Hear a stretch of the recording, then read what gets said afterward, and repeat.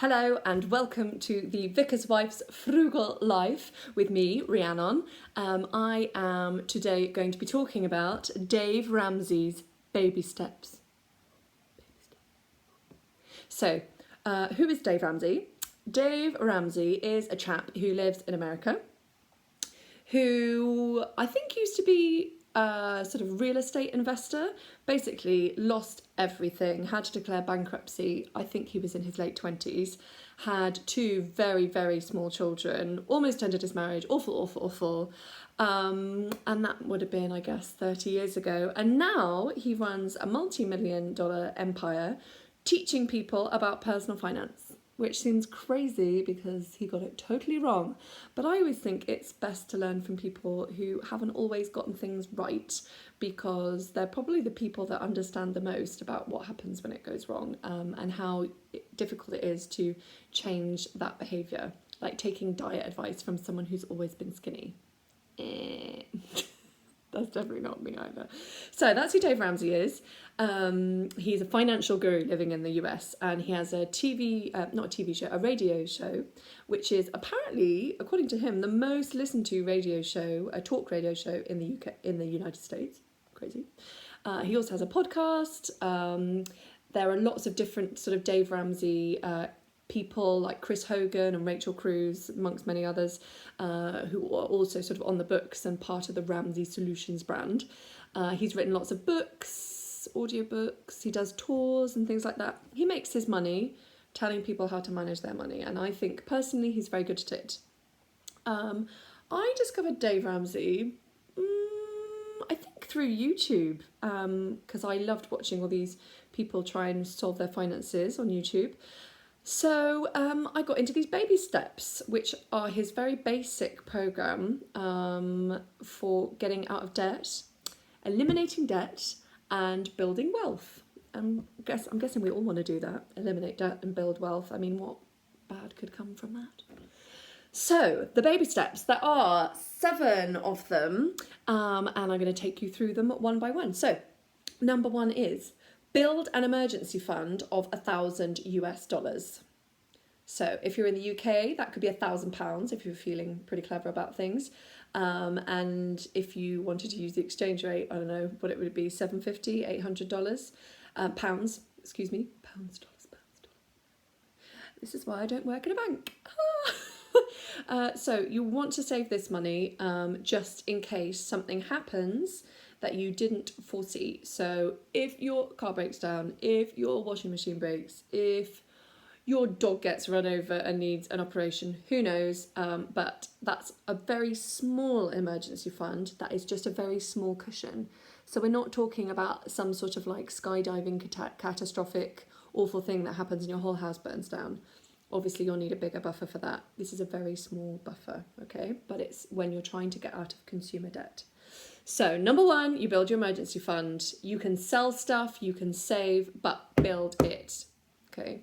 Number 2, you need to pay off all your consumer debts. So basically that's everything apart from your mortgage.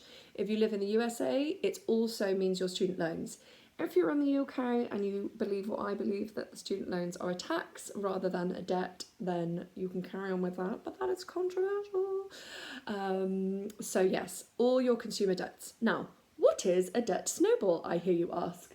Oh, well, I'm glad you asked. A debt snowball is when you list all of your debts from smallest to largest. So let's say you owe £100 to a friend, you owe £500 on your sofa, you owe £4,000 on a car, and maybe £10,000 on a loan that you use to put a conservatory on your house. I don't know, whatever people get into debt for.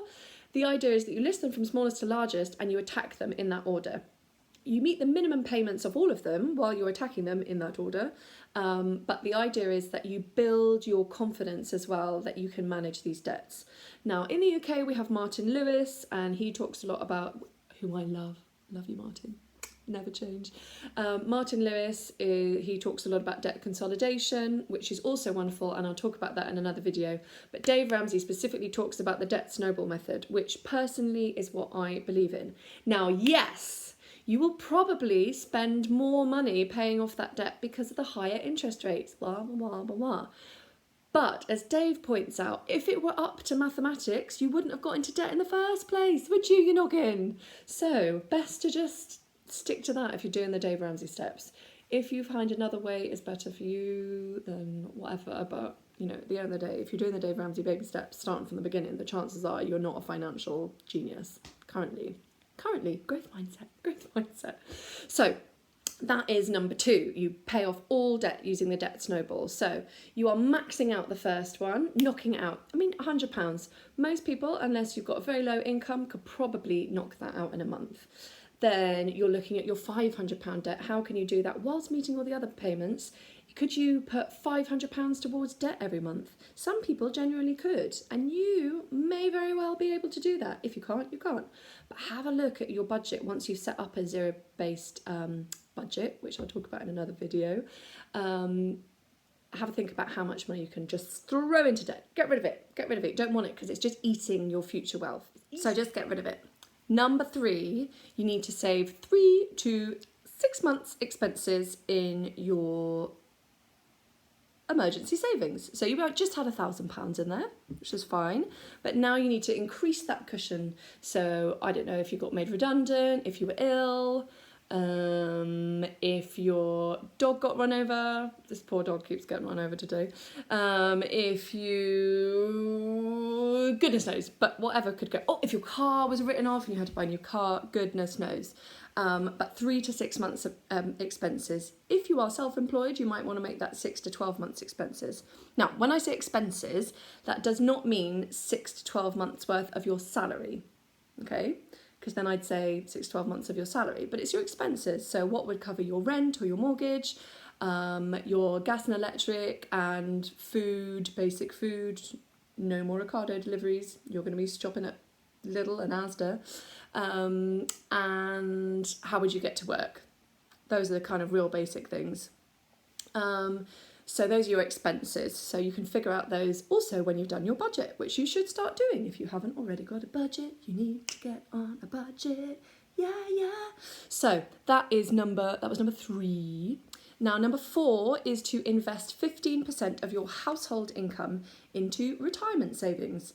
Now, in the States, they've got things called Roth IRAs and 401ks, blah, blah, blah.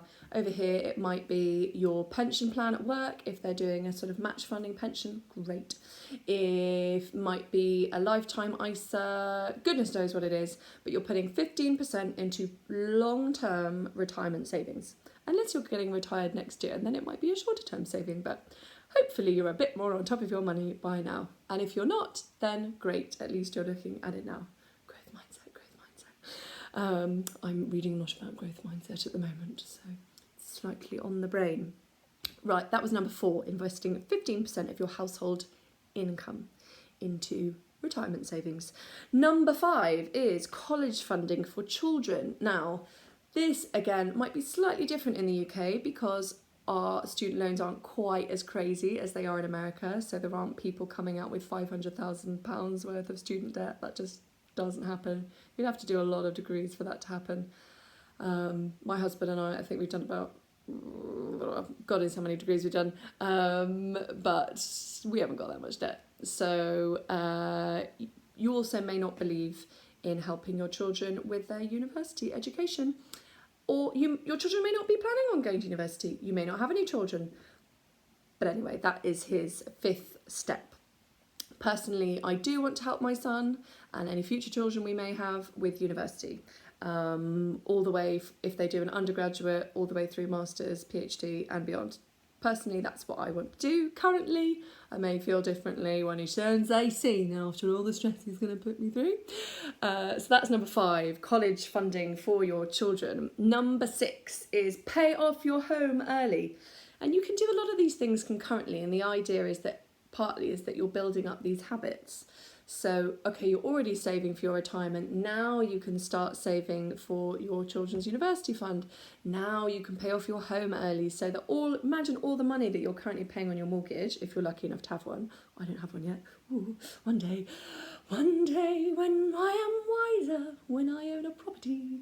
So number 6, pay off your home early. That's his idea. Then number 7 is the best one. It is build wealth and give, because in theory, by number 7, you have your home paid off, you're paying for your kids' college, your retirement pot is looking really healthy, and you are totally debt free. And when you are totally debt free, all your money is your own. And if you want to spend all your money in a casino, you can do that. If you want to give all your money to a donkey sanctuary, you can do that. That's your choice. If you want to use all your money to set up a cult in Cornwall somewhere, that's your choice. Might not agree with your choice, but I'll respect it. And you can make it. If you just want to pour all your money into a bath or a swimming pool and float around like that Count Duckula, not Count Duckula, you know the one, that duck that swam around in his money, then you can do that. But the point is, it's your money and you can do whatever you want, and no one is telling you what to do with it. No one's going to grab it off you. Yes, the government may fall and we may be thrown into a state of anarchy with zombies running the streets, but then I can probably assure you that the main problem in your life will not be that you don't have enough money. It will probably be that some flesh-eating virus has come and you're running the streets amok, and actually you should have bought that book on survival skills and bushcraft. Yes, I've been watching a lot of zombie films recently and I do not apologise for this. So those are the 7 Dave Ramsey baby steps. I'm going to whiz through them again really quickly. Number 1, save £1,000-ish into your emergency fund, depending on the exchange rate, $1,000. Number 2, list all your debts from smallest to largest and pay them off using the debt snowball method. Number 3, save 3 to 6 months of your expenses, not your income, but your expenses. Number 4, invest 15% into your retirement income. Number 5, start saving for college funding for your children. Number 6, pay off your home early. And number 7, build wealth and give. So it's worth checking them out. It's worth checking out his TV show. By TV show I mean YouTube channel, which is probably just look up Dave Ramsey, just give it a Google. I'll probably put a link to it as well, and to his book The Total Money Makeover as well, which I found very useful. So that is enough from me now. Go forth and check out the baby steps. They might not be for you, but maybe they are for you. Maybe this are a few little steps along the road to financial freedom, because that's what we are all looking for, to not think about money anymore and just be able to, as Dave says, live and give freely, which would just be a wonderful thing. So I will leave you there this week. Let me know if you have any questions. Check me out on Instagram, The Vicar's Wife's Frugal Life. I'm always posting on there. And like and subscribe, because I thrive from external validation. Have a great week.